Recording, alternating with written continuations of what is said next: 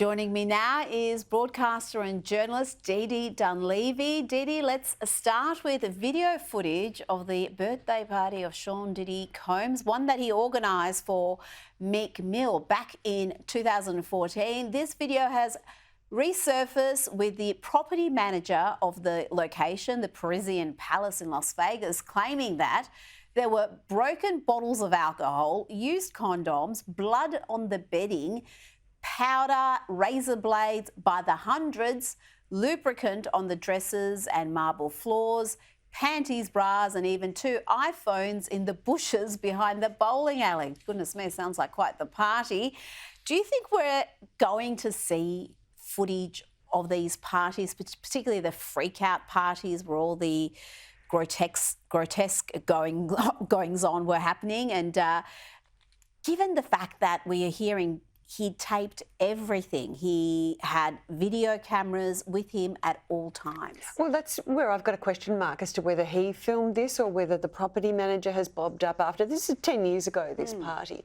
There's something concerning me a bit about this, and we get it by now. We've heard that Diddy has wild parties, but he's in jail. He's awaiting trial in May next year on some pretty serious charges, sex trafficking, etc. Could be in jail for the rest of his life if convicted. Exactly. So while this is a salacious story, I'm concerned that the more of this sort of story that bobs up, it's playing into the hands of the defence. They're going to, at some point, be able to argue that he's not going to get a fair trial. But where will they get a jury of people who haven't heard all of these claims? And I'm also just vaguely sceptical about this property manager who says that he found cocaine all over the house, but he thought it was icing sugar. Well, of course, when you see a wild party attended by rock stars, you assume icing sugar. Of course. And then he went around and collected it all and said he got about half a gram altogether. So his credibility's not high. Well, how do you feel about your name being besmirched? Because now we say Diddy, I know.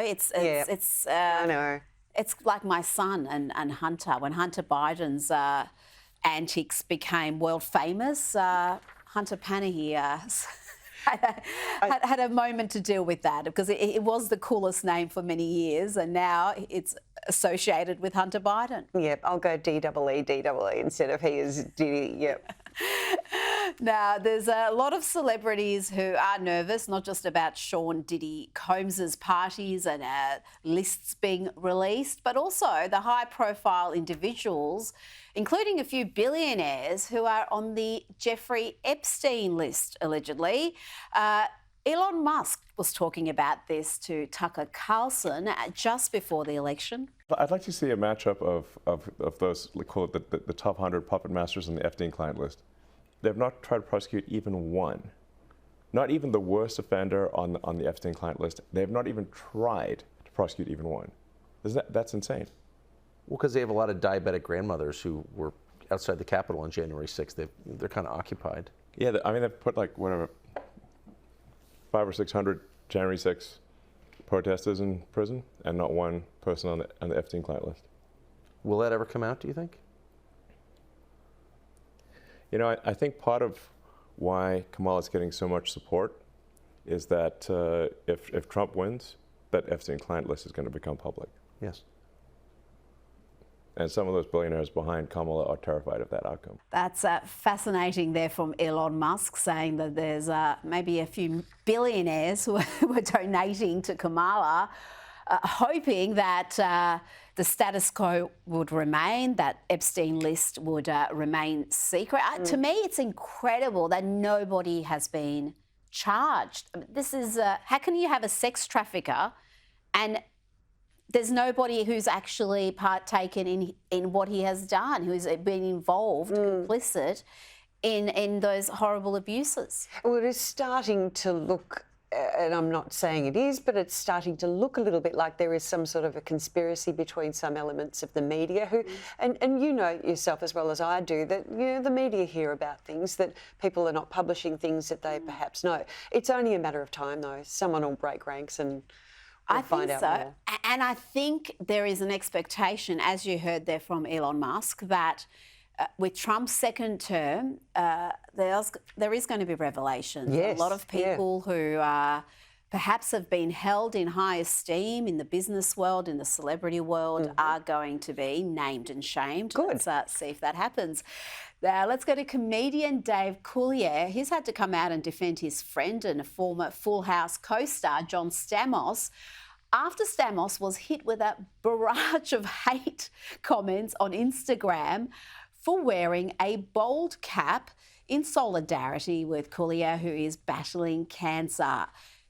Dee Dee, it seems like some people are desperate to be offended on behalf of others. If the guy who's suffering from cancer isn't offended, then why should anybody else be? Sure, he could have shaved his head in solidarity, but it's such a good head of hair and he didn't want to shave it. Well, and most likely it's actually, he's an actor, professional actor. It's probably in his contract that he cannot drastically change his looks, which is pretty standard for a lot of actors. I find this story really genuinely upsetting. I mean, here's a man who is literally in a fight for his life, Dave Coulier, and he's having to deal with this upset caused by these sad, pathetic, cruel people who are having a go because his mate turned up and didn't shave his head in order to for whatever reason. I don't know what they wanted him to do that for.